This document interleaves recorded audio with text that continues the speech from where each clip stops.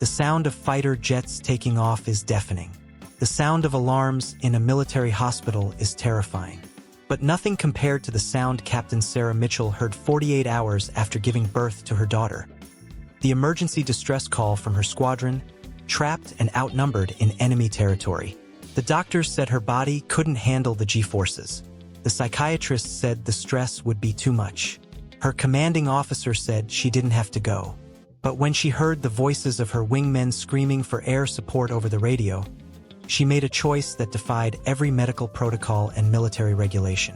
She kissed her newborn daughter goodbye, walked past the shocked medical staff, and headed to the flight line. They tried to stop her. She told them to try stopping the enemy first.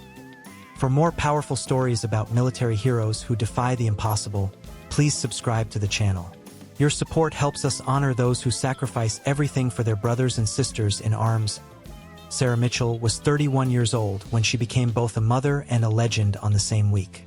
Her journey to that moment had begun years earlier, in a small town in Montana where she'd grown up watching the sky and dreaming of flying. She joined the Air Force at 19, fought through every obstacle, every doubt, every person who said women couldn't handle fighter jets. By 28, she was one of the most decorated F-16 pilots in her squadron, with 43 combat missions and a reputation for bringing everyone home safely. But pregnancy had grounded her. For 9 months, she'd watched from the operations center as her squadron flew without her. She'd felt the ache of being separated from the only family she'd known for over a decade. The other pilots were more than colleagues. They were her brothers and sisters in the most literal sense that mattered in combat. On Tuesday, September 14, 2019, at 2:47 a.m., Sarah's water broke during a routine checkup at Nellis Air Force Base Hospital. The delivery was complicated. Emergency C-section, 6 hours of surgery. When she finally held her daughter Emma for the first time, tears streaming down her face, she whispered a promise. "I'm going to show you what it means to be strong." She had no idea how soon she'd have to keep that promise. The recovery room was quiet. Sarah lay in the hospital bed, her body exhausted, her surgical wounds carefully bandaged. Emma slept peacefully in the bassinet beside her. The morphine drip kept the worst of the pain at bay, but Sarah could still feel every movement, every breath. The doctors had been clear: 6 weeks minimum recovery time. No strenuous activity, no stress, definitely no flying. But at 3:17 a.m. on Thursday morning, everything changed. The emergency alarm system throughout the base erupted with a sound that made Sarah's blood run cold. It was the distress signal reserved for only the most dire situations. Squadron in immediate danger, requesting emergency air support. Sarah's hand instinctively reached for the call button, but she stopped herself. She wasn't cleared for duty. She couldn't fly. She couldn't even walk without assistance. Then she heard the radio transmission crackling through the hospital's emergency communication system. It was Lieutenant Marcus Chen's voice, one of her closest friends in the squadron. "This is Viper 2-3, we are taking heavy fire. Multiple bogies inbound. We are Winchester on ammunition. Repeat, we are Winchester. We need air support now." Sarah's heart stopped. Winchester meant out of ammunition. They were defenseless. The base commander's voice came through next, and Sarah could hear the desperation underneath his professional tone. "Viper 2-3, nearest air support is 40 minutes out. Hold your position and evade." "Sir, we don't have 40 minutes. There are 8 of us pinned down here and—" Static cut off Marcus's voice, followed by the unmistakable sound of explosions. Sarah was already moving. She ripped the 4 from her arm, ignoring the sharp pain and the trickle of blood. She swung her legs over the side of the bed, and the world spun violently. The surgical pain was excruciating, like being torn apart from the inside. But she'd felt pain before. Pain was temporary. Death was permanent. The night nurse burst through the door just as Sarah was trying to stand. "Captain Mitchell, what are you doing? You need to stay in bed." "I need my flight suit," Sarah said, her voice steady despite the agony coursing through her body. "Now." "Ma'am, you just had major surgery 48 hours ago. You can't—" "Those are my people dying out there," Sarah interrupted, finally managing to stand. gripping the bed rail for support. Every second we waste is a second they don't have. The nurse stared at her, torn between medical protocol and military reality. Sarah saw the moment the decision was made. The nurse nodded once and helped Sarah toward the closet where her flight suit had been stored. Getting dressed was torture. Every movement pulled at her surgical stitches. The compression of the flight suit around her abdomen made her gasp with pain.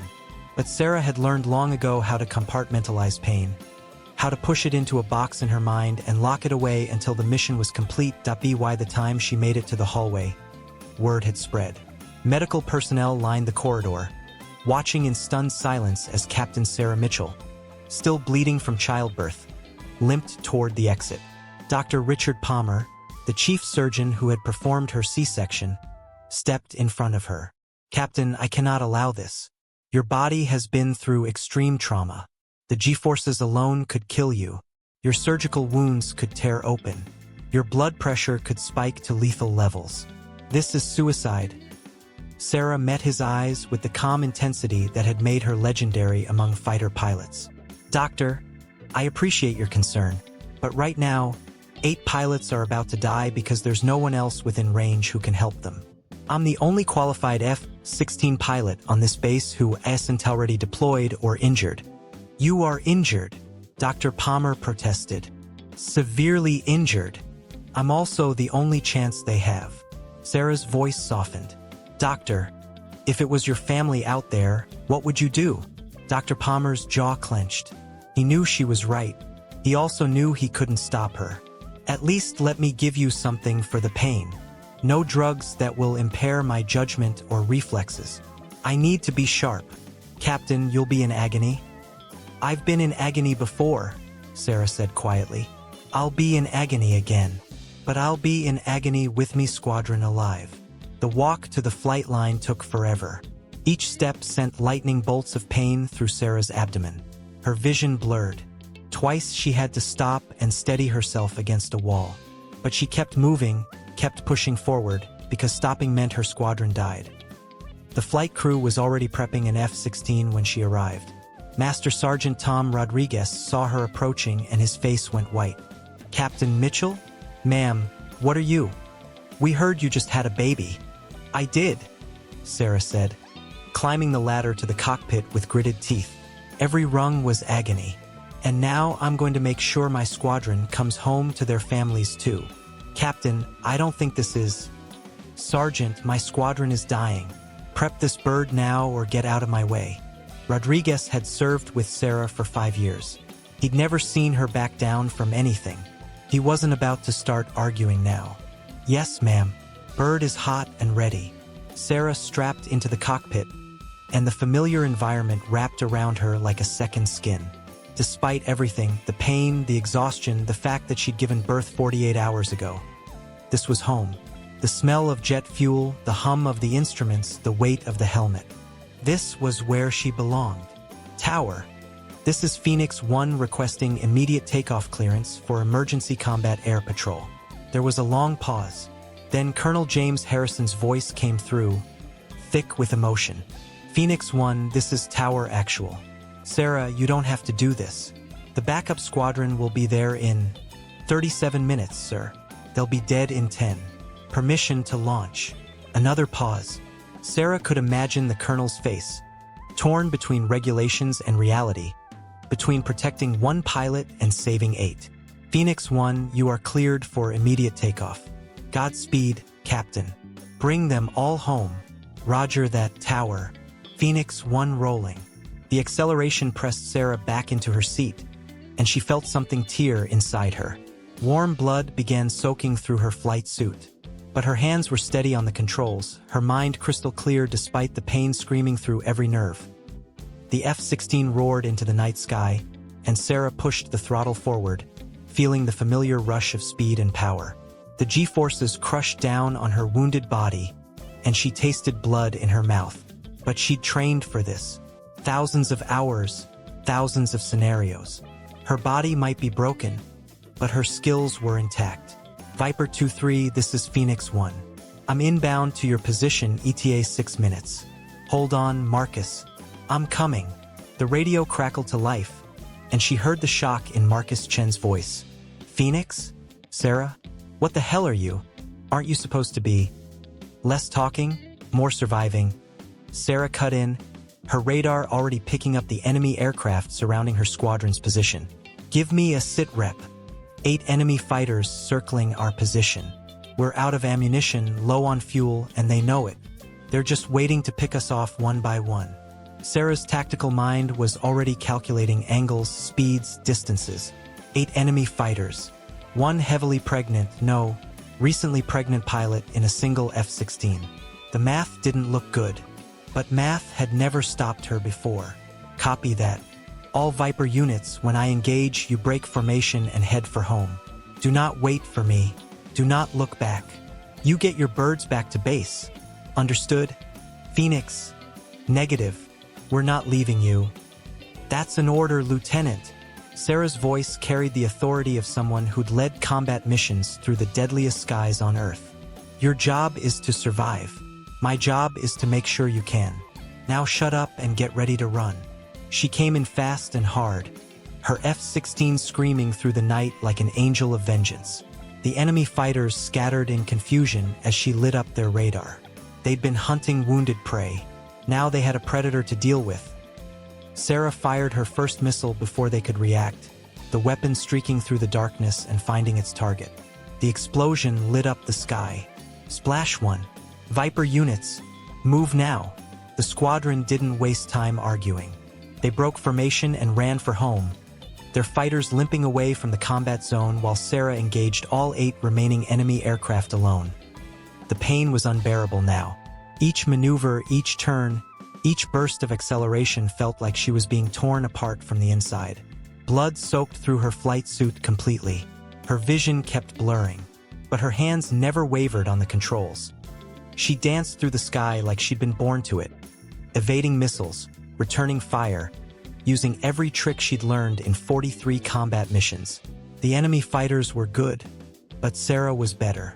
Even wounded, even bleeding, even dying, she was the best pilot in the sky. Splash 2. Splash 3. 2 more missiles found their marks. 5 enemy fighters remained, and they were getting organized. Coordinating their attack, Sarah's body was screaming at her to land, to give up, to survive. But survival meant her squadron died. So she pushed harder, pulled tighter turns, defied physics and medicine and common sense. "Phoenix 1, this is Tower. Medical team reports your biometrics are critical. Your heart rate is over 200. Your blood pressure. Captain, you need to return to base immediately. Negative, Tower. Still have 5 bandits in play." Sarah's voice was steady even as blood dripped from her nose. "Squadrons clear. Affirmative.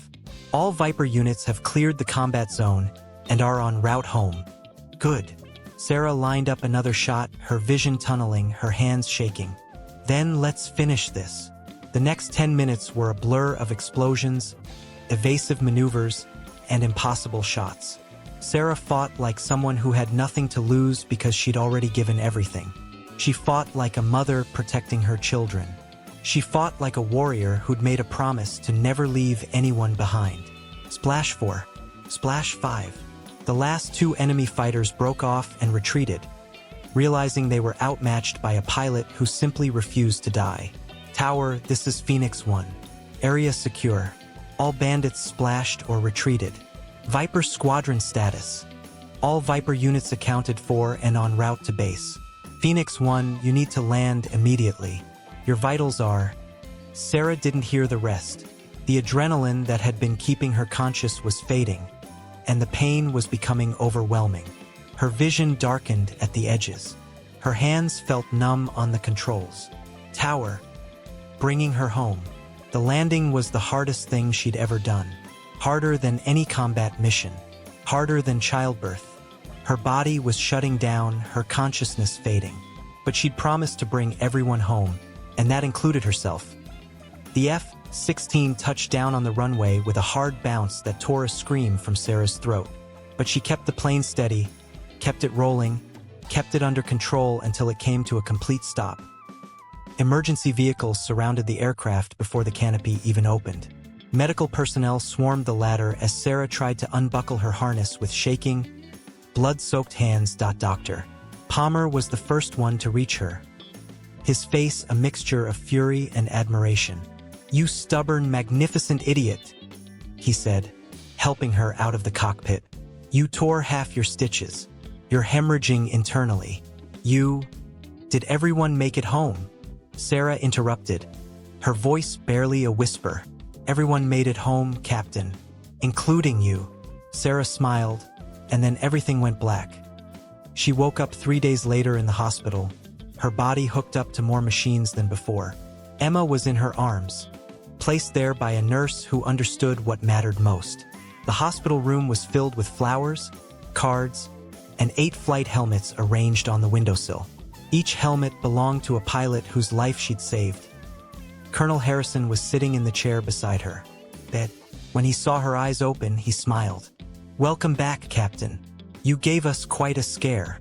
"The squadron?" Sarah asked immediately. "Safe.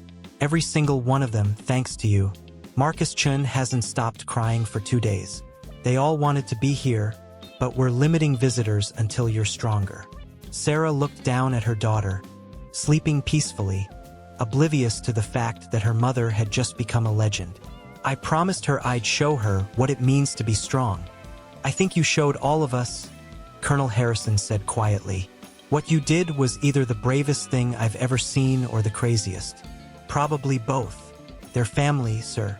Family doesn't leave family behind." The colonel stood, placing a hand gently on Sarah's shoulder. "The Air Force is recommending you for the Distinguished Flying Cross. There's also talk of a documentary, interviews, the works. But right now, you need to focus on healing. Both of you."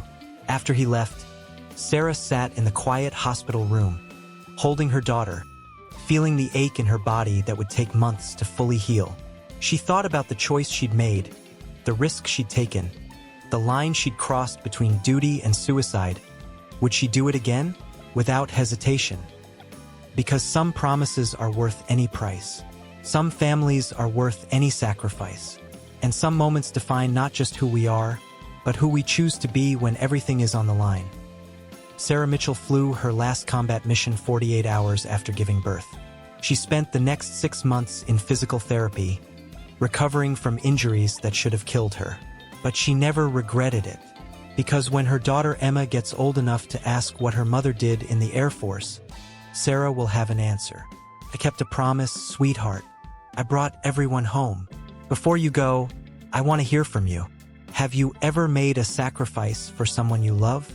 Have you ever had to choose between your own safety and protecting your family?" Share your story in the comments below. Your experience might inspire someone who needs to hear it. And if the story moved you, if it reminded you that true courage means doing the impossible when the people you love need you most, hit that subscribe button. Because every warrior deserves to have their story told, and every sacrifice deserves to be remembered.